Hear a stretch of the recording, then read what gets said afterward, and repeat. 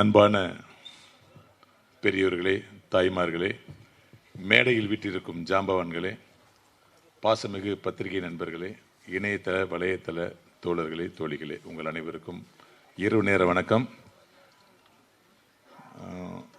இந்த விழாவுக்கு வந்தது காரணமே ரெண்டு விஷயம்தான்.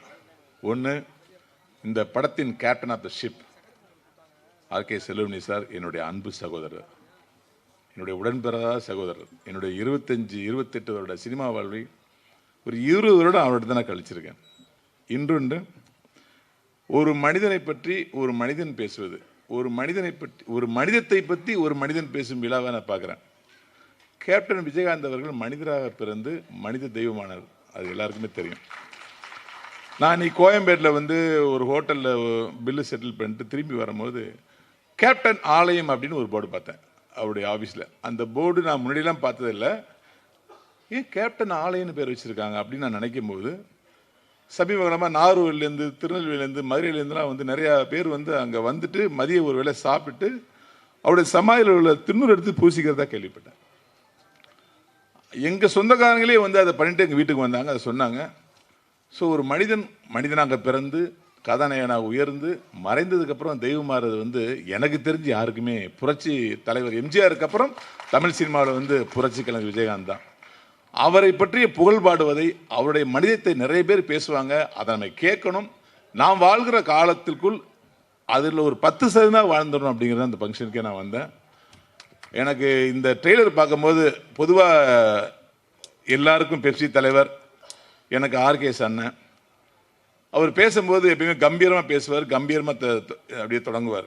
மைக்கை அட்ஜஸ்ட் பண்ண வேண்டிய அவசியமே இல்லை. மைக்கு எந்த ரேஷன் நின்னாலும் அந்த கம்பீரம் அப்படியே ரியாக்ட் பண்ணும். ஆனால் இன்றைக்கி அவர் பேசும்போது நான் தழுக்குது, உடம்பு நடுங்குது. அவருக்கு வாய்ஸ் வரல. லிங்குசாமி சார் கூட மைக்கு கொஞ்சம் அட்ஜஸ்ட் பண்ண சொல்லுங்கள் ரவி, வாய்ஸ் வரலனார். இல்லை, மைக்கு நல்லா தான் இருக்குங்க, அவருடைய நிலைமை தான் ரொம்ப வைப்ரேஷனாக இருக்குது. கிட்டத்தட்ட ஒரு 20 வருட காலம் சங்கங்களுக்காகவே உழைத்து, சங்கத்தின் உறுப்பினருடைய நலனுக்காகவே உழைத்து சினிமாவை மறந்தே போயிட்டார். அப்படிங்கிற ஒரு சூழ்நிலையில் இந்த கமலா தட்டில் இவ்வளோ பெரிய ஸ்க்ரீனில் இந்த ட்ரெய்லருக்கு விழுந்த கைத்தட்டு, அந்த வைப்ரேஷன் அவர் கிரியேட் பண்ணி ஒரு கண்ணில் ஒரு கிளிட்டரிங் ஃபார்ம் ஆனதை நான் பார்த்தேன். நீங்கள் நம்ப மாட்டீங்க, ஒரு 6 வருஷத்துக்கு முன்னாடி ஒரு கதை பண்ணுறோம், நானும் அவரும் அவருடைய ஆஃபீஸில் உட்காந்து. எனக்கு எப்போல்லாம் ஷூட்டிங் பிரியோ அப்போல்லாம் நான் உட்காந்து கதை பண்ணுவோம். அப்போ இந்த செம்மரை கடத்தலை பற்றி ஒரு கதை சொல்கிறாரு சார். இது கேப்டன் பேருக்கு அப்புறம் இந்த படம் நீங்கள் பண்ணீங்கன்னா ஒரு மிகப்பெரிய வேறு வரும், இதை நீங்கள் பண்ணுவோம் சொல்லிட்டு கிட்டத்தட்ட ஒரு 10 நாள் தொடர்ந்து அவர் ஆஃபீஸ் போய் கதையை பண்ணிகிட்டே இருக்கோம். கிட்டத்தட்ட ஒரு 70% ஸ்கிரிப்ட் முடிஞ்சிருச்சு.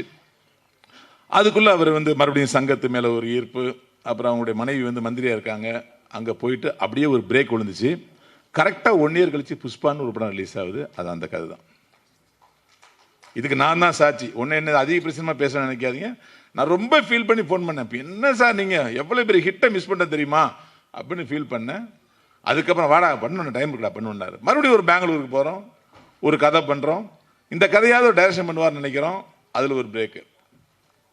மறுபடியும் ஒரு 6 மாதம் கழிச்சே ஒரு கதை பண்ணுன்னாரு. போங்க சார், நீங்கள் படமே பண்ண மாட்டீங்க, நீங்கள் ஒன்றா சங்கத்தில் உட்காந்துருக்கீங்க. நான் யாருக்கும் டிஸ்கஷன் பெருசாக போக மாட்டேன். எஸ்.ஜே. சூர்யா சார் தவிர நான் யாருக்குமே டிஸ்கஸ் பண்ணது கிடையாது. இவர் மறுபடியும் ஒரு பெரிய டேரக்டரா பாருங்கிற ஒரு ஆசை, அன்பு, நம்ம நடிகன் ஆயிட்டோம் அப்படின்னு. வாடா அப்படின்னாரு. சரி போகிறோம். நானும் 2 பேர் தான் ஹோட்டல் தமிழ்நாட்டில் ஈசிஆரில் போய் ஒரு 10 நாள் உட்காடுறோம். 3 சிட்டிங்காக உட்காந்து ஒரு எக்ஸ்ட்ரானரி பொலிட்டிக்கல் ஸ்டோரி பண்ணுறோம்.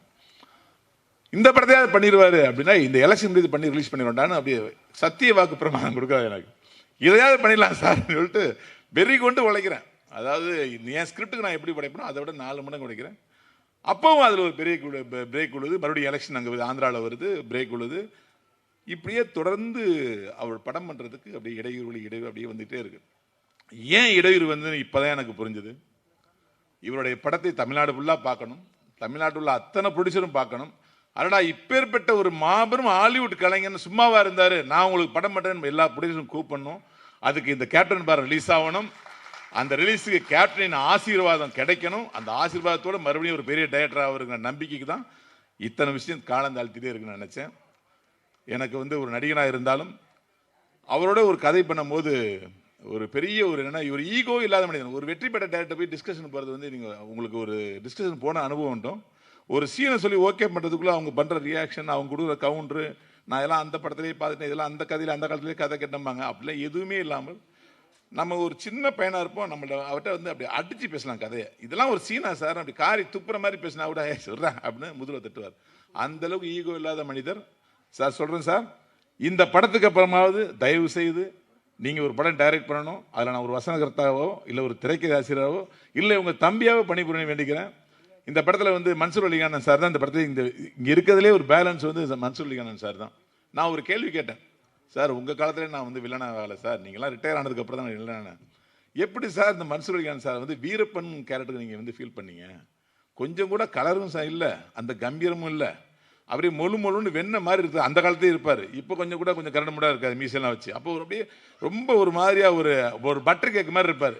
இவர் எப்படி சார் நீங்கள் வந்து வீரப்பன் கேரக்டர் யோசிச்சிங்க அப்படின்னு நான் கேட்டேன். ஏன்னா அதோடைய உள்ளர்த்தம் எனக்கு தெரியும். ஏன்னா வீரப்பன் கேரக்டருக்கு ஃபீல் பண்ண ஒரு நடிகர் இருக்காரு, அவர் அதுக்காகவே வாழ்ந்து அவர் தான் நினைக்கும் போது அதை ஓவர்ரோல் பண்ணி ஒருத்தர் வராரு, எப்படி வந்தார் சார் அப்படின்னு கேட்டேன். அதுக்கு அவர் சொன்னார், டே வீரப்பன் மாதிரி இருக்கிறவங்கலாம் வந்தாங்கடா வீரப்பன் அடிக்கிறதுக்கு, ஆனால் வீரப்பனா மாறியே ஒருத்தர் சுற்றிக்கிட்டு இருந்தாங்க ஏரியாவில். யாரை பார்த்தா நேரு தெரியுமா, நான் வீரப்பன் போட்டு தெரியும் தெரியுமில்ல, இப்படி தான்டா பேசுவேன் எனக்கு முன்னாடி யாரை பார்த்தாலும். ஸோ இந்த ஆட்டிடியூடுக்காகவே அவனை நான் ஃபிக்ஸ் பண்ணேன்டா அப்படின்னாரு. பாருங்க, நீங்கள் வீரப்பனுடைய உருவமும் வீரப்பனுடைய உடம்பு இருந்தால் பத்தாது, அந்த தைரியம் அந்த கட்ஸ் உள்ள இருக்கணும். அதை நான் பார்த்தேன் மன்சூர் அலிகான்ட்ட, அதனால தான்டா அவரை வீரப்பனாக்கு அப்படின்னாரு. ஒரு இயக்குனர் நினைச்சா எதையும் மோல்டு பண்ண முடியுது. மிகப்பெரிய உதாரணமே நீங்களாம் இவர் தான் வீரப்பன் நம்ப வச்சு தான் ஆர்கே சாருடைய பெரிய. ஸோ இந்த நேரத்தில் என்னுடைய அன்பு மன்சூர் அலிகானுக்கு மிகப்பெரிய வாழ்த்துக்களை தெரிவிச்சுக்க. ஏன்னா ஒரு நடிகன் சாக மாட்டான் அப்படிங்கிறதுக்கு இந்த கேப்டன் வர மறுபடியும் ஒரு ஷார்ட் அப்படி கட் பண்ண வர ரத்தம் மூஞ்சில் அடிக்கும். ரத்தம் மூஞ்சில் அடிக்கும். இப்போலாம் வந்து ஒரு 4 சொட்டு ட்ராப் பண்ணுவானுங்க. ஆனால் ஒருத்தன் கொலைவெறி மிகுந்த ஒருத்தன் வெட்டினான்னா எவ்வளோ ரத்தம் கழுத்துலேருந்து பாயுங்கிறத அவர் க்ளோஸ் ஷாட் கட் பண்ணும்போது முகத்தை வாளி இருக்கிற ரத்தத்தை ஊற்றிருப்பார். அப்படியே அந்த ஷாட் நீங்கள் மறுபடியும் பார்த்தா தெரியும், அப்படியே கொட்டு முகத்தில்.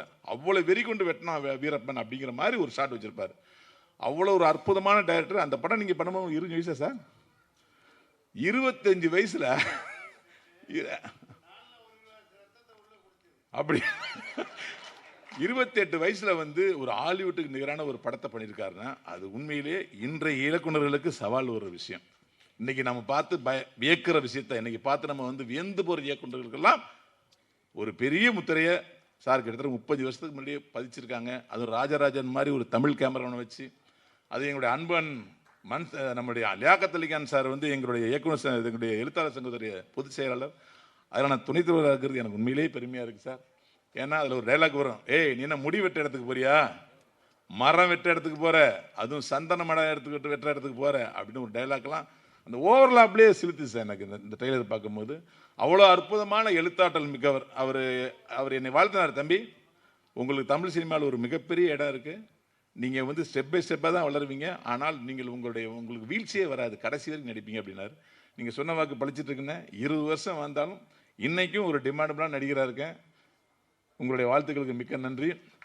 உங்களுடைய அனைவருடைய வாழ்த்துக்களோடும் இந்த படம் மிகப்பெரிய வெற்றியடையும். இதற்கெல்லாம் மேலாக கேப்டனுடைய ஆன்மா இந்த படத்தை வெற்றியடை செய்து மறுபடியும் எங்களுடைய ஆர்கே சன் அவர்களை வந்து டைரக்ட் பண்ண சீரனுடைய எல்லாம் உள்ள இறைவனை வேண்டுகிறேன். நன்றி, அன்பு, வணக்கம். Thank you sir. அடுத்ததாக கேப்டன் விஜயகாந்த் அவர்களின் ஒப்பனையாளர் திரு ராஜு அவர்களை